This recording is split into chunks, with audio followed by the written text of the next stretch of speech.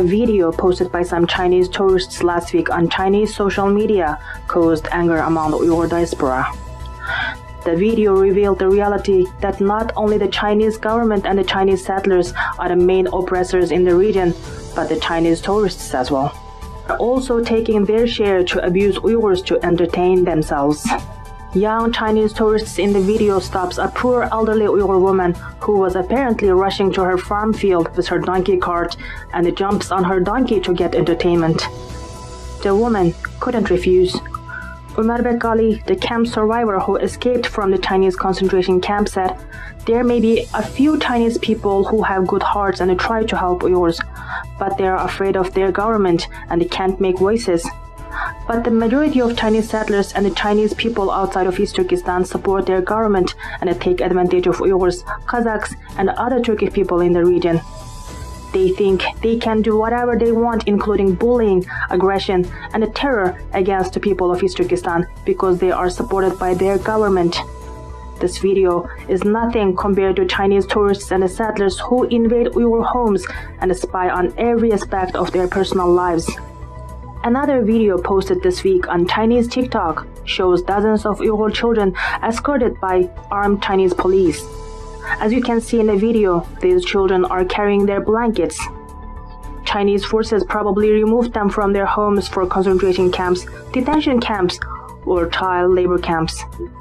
According to Xinhua News Agency report, China's Foreign Minister Wang Yi trying to deceive incoming Biden administration, saying a new window of hope is opening.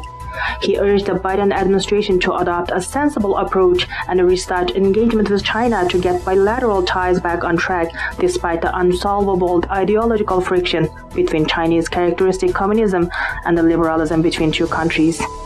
Ruqya Turdush, a researcher at Uyghur Research Institute, commented on Wang Yi's expectations.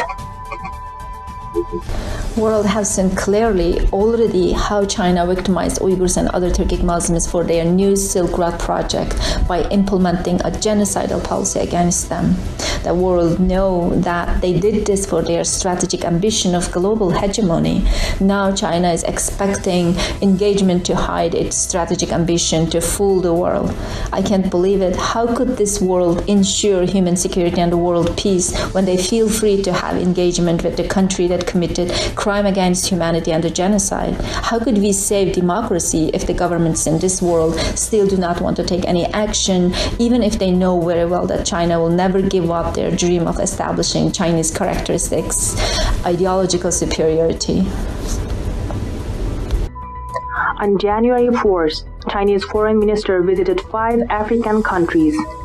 In the press briefing, Chinese Foreign Ministry spokesperson Hua Chunying said, "Purpose of this visit is to promote implementations of the consensus reached by President Xi Jinping and African leaders, and the outcomes of FOCAC Beijing Summit and the extraordinary China-Africa Summit on solidarity against COVID-19, support African countries in combating the virus and achieving economic recovery, advance BRI cooperation, and build a closer China-Africa community with a shared future."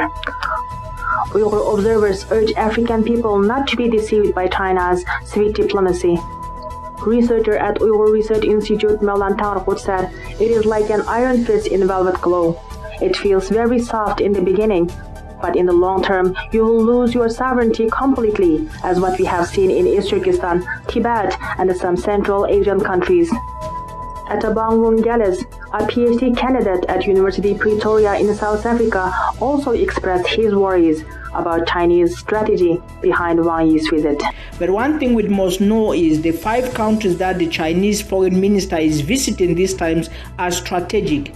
Nigeria is Africa's fastest growing economy, Africa's greatest market. The Democratic Republic of Congo is the base for resources in Africa.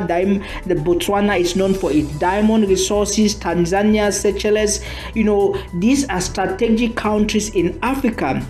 And we until now we still struggle to define the benefit that African state, apart from infrastructures that are good for the optics, that they can benefit from this China-Africa relationship. Chinese President Xi Jinping gave his first order of the new year to the country's armed forces. He stressed the need for full-time combat readiness and said the Chinese People's Liberation Army must be ready to act at any second. He also ordered the PLA to substantially increase the use of technology in its exercises and to keep up with the latest developments in military and high-tech knowledge. These include the use of computer simulations and online combat in drills, as well as exploration of more opportunities and add high-tech and internet, known as Tech Plus and Web Plus in training. The military tension between United States and China in South China Sea and the military conflict at China-India border in 2020 may escalate even though Xi Jinping did not specify these tension spots in his order. Xi's New Year order to the Chinese PLA is implying his ambition of war, which justified China's threat to the world. Canadian China expert Dr. Burton said Xi's order to PLA indicates Xi's insecurity and power ambitions. In his first order of the year, Central Military Commission Chairman Xi Jinping has called for the PLA to get combat ready as there could be war at any second. This is indicative, I think, of instability in China and the chairman's desire to ensure that his power is maintained against multiple challenges at home and abroad.